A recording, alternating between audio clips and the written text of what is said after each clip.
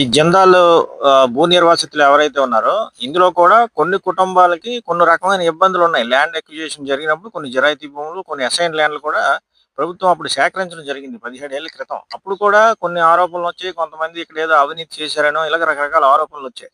అందులో ఈ మధ్య కాలంలో కొంతమంది రైతులు వాట్సాపుల్లో కొన్ని సర్క్యులేట్ అవుతున్నాయి. ఆ కుటుంబానికి అన్యాయం జరిగింది. మా పేరు మీద మా పెద్దవాళ్ళు దానికి అన్యాయం చేసి వాళ్ళకి గిరిజనులు కాబట్టి, అమాయకులు కాబట్టి కొంతమంది గ్రామంలో ఉన్నటువంటి పెద్దలు సంతకాలు పెట్టించి భూమిని కాజేశారు. రిజిస్ట్రేషన్ చేయించుకున్నారు. మాకు జిందాల్లో పరిహారం రాకుండా పోయింది అనేది వాళ్ళు ఆరోపణ వీడియోలో ఉన్నటువంటి. అదే కుటుంబానికి చెందినటువంటి కొంతమంది రైతులు కూడా ఇవాళ మనం కలవడం జరిగింది.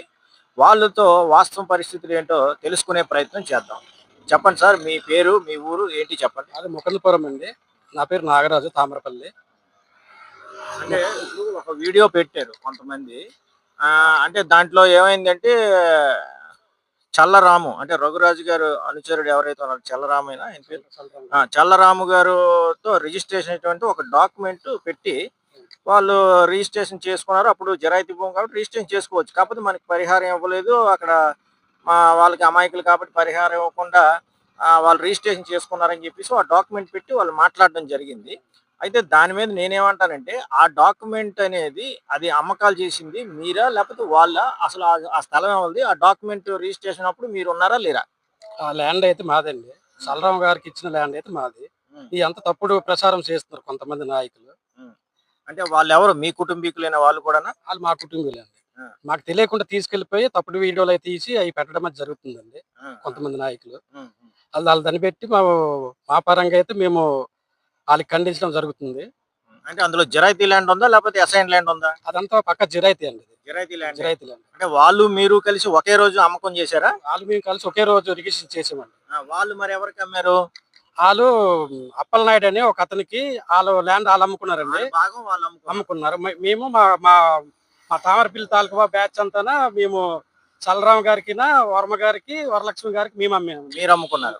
అప్పుడు మీకు పరిహారం వాళ్ళు ఇచ్చారా? అంటే మొత్తం రిజిస్ట్రేషన్ అయిన తర్వాత డబ్బులన్నీ కూడా మీకు ముట్టడం జరిగిందా? మొత్తం చెల్లించారండి. సబ్ రిజిస్టర్ దగ్గర మేము డబ్బులు అందే అని చెప్పామండి. మొత్తం మాకు ఆ రోజే మాకు అన్ని అమౌంట్ కూడా ఇచ్చారు. వాళ్ళకి అందినట్టు మీ దగ్గర ఏమైనా సమాచారం ఉందా? అంటే వాళ్ళు మా తండ్రులకి మాకు అప్పుడు డబ్బులు ఇవ్వలేదు, రిజిస్ట్రేషన్ చేయించుకున్నారు అన్నట్టుగా ఏదో వీడియోలో పెట్టారనమాట. అది దానికోసం మిమ్మల్ని వివరణ అడుగుతున్నారు. అంటే వాళ్ళకి రిజిస్ట్రేషన్ చేసినప్పుడు మీరు అక్కడే ఉన్నారా? అక్కడే ఉన్నాం. అంటే వాళ్ళు డబ్బులు తీసుకోవడం గట్రా మీకు ఏమైనా ఐడియా ఉందా? ఆ అమౌంట్ కూడా వాళ్ళ అమౌంట్ వాళ్ళు తీసుకున్నారు. మా అమౌంట్ మేము తీసుకున్నాం. ఆ రోజే చెల్లించారు. రిజిస్ట్రేషన్ అయినకు ముందే డబ్బులు అమౌంట్ ఇచ్చారు. ఇచ్చారు, డబ్బులైతే ఇచ్చేసారన్నమాట. అదండి. అయితే వీళ్ళు చెప్తుంది ఏంటంటే లీగల్ గా రిజిస్ట్రేషన్ అయిపోయింది. అయితే వాళ్ళు మా తండ్రులు అమాయకులు తెలియక ఇలాగ చేయించారు అని వాళ్ళు ఆరోపణలు చేస్తున్నారు. అంటే ఇటువంటి గిరిజన ప్రాంతాల్లో చాలా చోట్ల జరుగుతాయి. అయితే ఇది కోర్టులో వెళ్ళేసరికి ఇది జిరాయితీ ల్యాండ్ కాబట్టి అది నిలబడేటటువంటి అవకాశాలు లేవు. అయితే గిరిజనులు అప్పుడు అన్యాయం జరిగిందంటే 17 ఏళ్ల క్రితం జరిగినటువంటి ట్రాన్సాక్షన్ కాబట్టి అప్పుడు ఏం జరిగింది అనేది ఎవరికి ఏమీ తెలియదు. అప్పుడు ఉన్నటువంటి వారసులు దాన్ని కొంతమంది ప్రశ్నించడం జరుగుతుంది. అయితే వాళ్ళతో కూడా మాట్లాడే ప్రయత్నం కూడా చేద్దాం. జందాల్లో జరిగినటువంటి అప్పుడు 17 ఏళ్ల క్రితం జరిగినటువంటి ట్రాన్సాక్షన్‌లో కొన్ని కుటుంబాలు గిరిజనులైన అమాయకులు ఉన్నారు కాబట్టి కొంతమంది పెద్దలు ఇక్కడ ఏదో అన్యాయం చేశారనే ఆరోపణలు వచ్చిన నేపథ్యంలో ఒక కుటుంబం మాట్లాడింది. వాళ్ళకి సంబంధించిన మరో కుటుంబంతో కూడా మనం మాట్లాడే ప్రయత్నం చేద్దాం. ఇప్పుడు చెప్పండి. ఇప్పుడు మీ వాళ్ళు కొంతమంది మాట్లాడారు. అప్పుడు మేము ట్రాన్సాక్షన్ జరిగిందండి వాస్తవమే. ఈ ఊర్లో ఉన్నటువంటి పెద్దలు అందరం కలిసి మేము దాన్ని ట్రాన్సాక్షన్ చేసాము. కాకపోతే వాళ్ళు ఏదైతే డాక్యుమెంట్ ఎవరైతే ఆయన పేరు చల్లరాము అని ఏదో చూపిస్తున్నారో అది మాకు సంబంధించింది. వాళ్ళు వేరే ఎవరో సన్యాసి నాయుడు అని వేరే పేరు చెప్పారు. వాళ్ళకి సంబంధించిన ల్యాండ్ అది. ఎవరి కాలం అమ్ముకున్నాము. అప్పుడు మాకు పరిహారం కూడా అందింది అని చెప్పేసి మీ కుటుంబీకులు ఒకాయన మాట్లాడడం జరిగింది. అది మీకు కూడా నేను చూపించడం జరిగింది. దాని మీద ఇప్పుడు మీరు మొన్న ఒక వీడియో పెట్టారు. మాకు అన్యాయం జరిగింది అని. ఏంటి అంటే ఈ కన్‌ఫ్యూజన్ ఏంటనేది కొంచెం మీరు వివరంగా చెప్పండి. కన్ఫ్యూజన్ ఏమీ లేదండి. ఆ రోజుల్లోనే మొత్తం మా ఫ్యామిలీ మొత్తం 4, 5 ఫ్యామిలీలు కలిపి ఇవ్వడం జరిగింది. హ్మ్. ఇచ్చిన తర్వాత రిజిస్ట్రేషన్ రోజు పలానా అమౌంట్ అనేసి మాట్లాడిన టైంలోనే అమౌంట్ తగ్గించి మాట్లాడారు. మాట్లాడిన తర్వాత రిజిస్ట్రేషన్ ఆగిపోయే పరిస్థితి కూడా వచ్చింది ఆ రోజు. వచ్చినప్పుడు లేదు ఇన్‌కమ్ టాక్స్ ప్రాబ్లమ్ ఈ ప్రాబ్లమ్, ఆ ప్రాబ్లమ్ అనేసి తామరపల్లి నాగరాజు, ముదునూరి సత్యనారాయణ వర్మ చెప్పారు. చెప్పేసి లేదు మీకు అమౌంట్ అంతా మొత్తం మనం ఇక్కడ రిజిస్ట్రేషన్ అయిపోయిన వెంటనే మనం బొడ్డవరం వెళ్ళి ఇంటి దగ్గర మొత్తం తేల్చేసుకొని క్లియర్ చేసేస్తాం. మీరు ల్యాండ్ కొనుక్కోవచ్చు. లేదంటే ఎక్కడైనా ఇల్లు స్థలాలు కొనుక్కోవచ్చు అనేసి ఆ రోజు మాకు చెప్పడం జరిగింది. చెప్పిన తర్వాత సర్లే అనేసి పెద్దోళ్ళే కదా అని నమ్మాం మేము. నమ్మి ఆళ్ళకి రిజిస్ట్రేషన్ కూడా పెట్టడం జరిగింది. అప్పుడు నాకు ఇంచుమించుగా నేను 17 సంవత్సరాలు ఉంటాయండి. 17 ఒక 2 నెలలు మీరున్నారు అప్పుడు రిజిస్ట్రేషన్ అప్పుడు ఉన్నాము. అయితే ఆ రేట్ విషయంలో కూడా తేడా రావడం వల్ల ఏంటంటే మేమంటే మీరు రూపాయి ఒక 20,00,000 ఎంతో తీసుకెళ్ళమని చెప్పారు. చెప్తే మేము తీసుకోలేదు. ఉమ్, తీసుకోకుండా లేదు మాకు మొత్తం ఒకేసారి ఇచ్చేస్తే మేము ఎక్కడైనా ల్యాండ్ కొనుక్కుంటాం అనేసి మేము వచ్చేయడం జరిగింది. ఉమ్. జరిగిన తర్వాత మరి వాళ్ళు అంతే తామరపల్లి నాగరాజు, ఈశ్వరరావు అన్నోళ్ళు తీసుకున్నారో లేదో మాకు తెలియదు. తీసుకున్నట్లయితే తీసుకొని ఉండొచ్చు. మేమైతే వాళ్ళ దగ్గరికి సంవత్సరానికి లేదు క్లియర్ చేసేయండి. ఏదో అయిపోయింది. మనం ఎప్పుడన్నా ఎంత అనుకున్నారో అంతకి ఇచ్చేసేయండి. మాకు వడ్డీలు కూడా అవసరం లేదు. ముందైతే మేము వడ్డీలు అడిగాం. అడిగిన తర్వాత అప్పుడు మీరు రిజిస్ట్రేషన్ ఆగిపోయింది అంటున్నారు, రిజిస్ట్రేషన్ చేశారా? రిజిస్ట్రేషన్ ఆగిపోయింది. ఆగిపోతే మాతోని మళ్ళీ బేరాలు మాట్లాడారు. మాట్లాడి లేదు మేము అనుకున్న రేటే ఇచ్చేస్తాము అనేసి మాకు మళ్ళీ ఇయన్నీ ఇక్కడొద్దు రిజిస్ట్రేషన్ అయిపోతే అంటే ఆ టైంలో అందరిది అయిపోయింది. మాది మిగిలింది. మిగిలినప్పుడు లేదో ఇదంతా క్లియర్ అయిపోవాలి అనేసి నాగరాజు, ముదినూరి సత్యనారాయణ ఈళ్ళు అంటే మాకు తెలిసింది వాళ్ళే. ఎందుకంటే మన దగ్గర అంటే మీరు ఇలా భూమి ఇచ్చేద్దాం అనేసి మా దగ్గరికి పదే పదే వచ్చేసి మేము అదే ఇవ్వకపోయినా సరే మధ్యవర్తులుగా పెద్ద మనుషులు పెద్ద వచ్చింది మనుషులు వాళ్ళు. వాళ్ళు కానీ రిజిస్ట్రేషన్ మీరు ఎవరికి చేశారనేది ఎవరు మీకు చేసామని తెలియలేదు. మాకు తెలియదు. అదే రీసెంట్ గా ఒక 2 సంవత్సరాలు 3 సంవత్సరాల ముందు ఈసీలు అయితే ఇస్తే పలానా వాళ్ళకి చేసాం అనేది మాకు తెలిసిందే. లేకపోతే అంత ముందు ఎవరికి మనం రిజిస్ట్రేషన్ చేసాం అనేది కూడా మాకు తెలియదండి.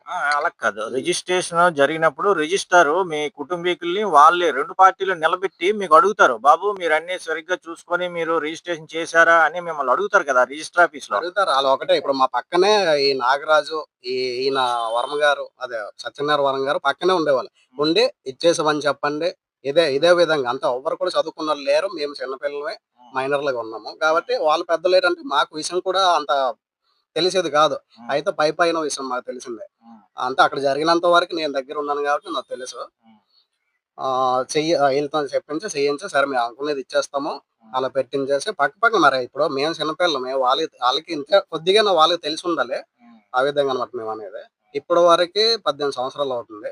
హ్మ్. తిరుగుతూనే ఉంటున్నాము. అంటే దాని మీద రీసెంట్‌గా డబ్బులైతే మీరు తీసుకోలేదు. డబ్బులైతే మనం తీసుకోలేదు. ఆ! అయితే మేము దాని తర్వాత అక్క పెళ్ళికని, తర్వాత నా చదువుకనేసి అప్పుడప్పుడు ఒక 50,000, ఒక 1,00,000, ఒక 20,000, ఒక 10,000 తర్వాత రిజిస్ట్రేషన్ అయిపోయి ఒక 2 సంవత్సరాల తర్వాత నుండి. హ్మ్. అంటే మేము డబ్బులు క్లియర్ చేసేయండి ల్యాండ్ కొనుక్కుంటాం అనేసి తిరుక్కొని అవసరానికి రూపాయి తీసుకొని అలాగే 6,20,000, 20,000 తీసుకున్నామండి. వాళ్ళ దగ్గర. వాళ్ళ దగ్గర. ఎవరిచ్చారు మీకు? ఒకసారి వరం గారిచ్చారు. హ్మ్. సత్యనారాయణ వరం గారు ఒకసారి 50,000, ఒకసారి లక్క అలాగా. దాని తర్వాత తీసుకునేటప్పుడు తామరపల్లి నాగరాజు కూడా ఉండేవాడు. ఎందుకంటే మధ్య నుండి చేయించారు కాబట్టి వాళ్ళ దగ్గరికి వెళ్ళేవాళ్ళం. తర్వాత అలా తీసుకొని మొత్తం 6,20,000 అయిందండి. హ్మ్. హ్మ్. అంటే ఇప్పుడు మీరు పోలీస్ కేస్ కూడా పెట్టారు కదా ఈ మధ్య? పెట్టాము. ఒక 2 సంవత్సరాల ముందు పెట్టాం. 2 మరి ఈ 3 మధ్య సార్లు కూడా పెట్టాం. పెట్టినట్టున్నారు కదా? ఈ మధ్య అంతా ఏమి కేసు గ్రీవెన్స్ పెట్టలేదు. గ్రీవెన్స్. గ్రీవెన్స్ లో పెట్టాము. కొద్దిగా ఇలాగ అయింది. హ్మ్. అంటే మేము ఆల్రెడీ ముందు కంప్లైంట్ కూడా పెట్టాము.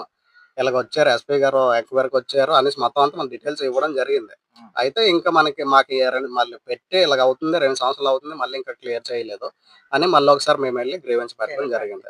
ఇప్పుడు ఇది అంటే ఏమైనా మీకు గవర్నమెంట్ పరంగా ఏదో వీలవుతే మాకు వాళ్ళతో మాట్లాడి ఇప్పిస్తారు అనేసి ఉద్దేశంతో మేము అలాగా పెట్టడం జరిగింది. సరే. అంటే మీరు స్థానికంగా ఉన్నటువంటి ఎమ్మెల్యే కోల లలిత్ కుమార్ గాని, అదేవిధంగా గొంప కృష్ణ గారి గాని, హ్మ్. ఈ విషయాన్ని చర్చించి వాళ్ళ దగ్గరికెళ్లి మాకు న్యాయం చేయండి అని ఏమైనా మీరు లేదు. ఎప్పుడు వెళ్ళలేదు. హ్మ్. మేము ఎప్పుడు వెళ్ళలేదు. హ్మ్. మాకు ఎమ్మెల్సీ గారు ఇప్పుడు రఘురాజు గారు ఇది మనం ఒకసారి మాట్లాడుకొని పిలిపించి కూర్చోబెట్టి మొత్తం మాట్లాడి క్లియర్ చేసేద్దాం అనేసి మాకు కవరేంజితే మేము వెళ్ళడం జరిగింది. ఇప్పుడు రీసెంట్ కింద నెలలోనే ఒక 2, 3 సార్లు కలవడం కూడా జరిగింది. ఆహ్, కలిస్తే ఓకే. మనం అంతా ఇది ఒకసారి కూర్చొని ఎవరెవరికి ఎంత రావాలేటని ఇచ్చేద్దాం అనేసి కూడా ఆళ్ళు చెప్పారు. అంటే ఆ రోజు మరి మీరు వెళ్లారో లేదో మాకు వీడియో వచ్చిందిలెండి. గౌరీష్ వీళ్ళందరూ కూడా ఈ డాక్యుమెంట్లు పెట్టి మీ కుటుంబానికి అన్యాయం జరిగిందని గొంప కృష్ణ గారి ఆధ్వర్యంలో ఒక ప్రెస్ మీట్ ఇచ్చారు. ఆ! ఓకే. ఒక ప్రెస్ మీట్ లేదు. ఇచ్చారు. మేము వెళ్ళలేదు. అంటే మీ డాక్యుమెంట్లు మీ కుటుంబానికి ఓకే. సంబంధించిన ఎవరేసంలో ఒక గిరిజన నాయకుడు కాబట్టి తప్పులేదు. నేను మీకు న్యాయం చేయాలని మీ తరపున ఆయన మాట్లాడాడు. ఇప్పుడు ఆయన దగ్గరికైతే మేమెప్పుడు వెళ్ళలేదు. అదే హ్మ్. మన గొంపకృష్ణ గారి దగ్గరికి ఎప్పుడు వెళ్ళలేదు, కలవలేదు. కాదు సమస్యను తీసుకొని ఎళ్లారు. సమస్యనే మా గిరిజన నాయకుడు ఎవరైతే తీసుకెళ్ళడం జరిగింది. చెప్పాడు కూడా మాతోని. హ్మ్. హ్మ్. అయితే మరి ఎంతవరకు అయిందనేది మనకు ఆ విషయం అంటే అంతా న్యాయం తెలీదు. చేయడం అంటే న్యాయం సాధ్యాసాధ్యాలు అనేది పక్కన పెడితే హ్మ్. మీకు వారి ద్వారా ఏమైనా న్యాయం జరిగిందని అడుగుతున్నాను నేను. లేదు అంటే లేదు. ఇది రాజకీయంగా ఉపయోగించుకోవడానికి ఏమైనా ఆ రకంగా జరిగినట్టు తప్పుడుగా మనకి వెళ్తారు కదా! ఇలాంటి విషయాలు జరుగుతాయి అనేసి మరి మేము కూడా హ్మ్. రాజకీయ పరంగా వాళ్ళ దగ్గరికి వెళ్ళలేదండి.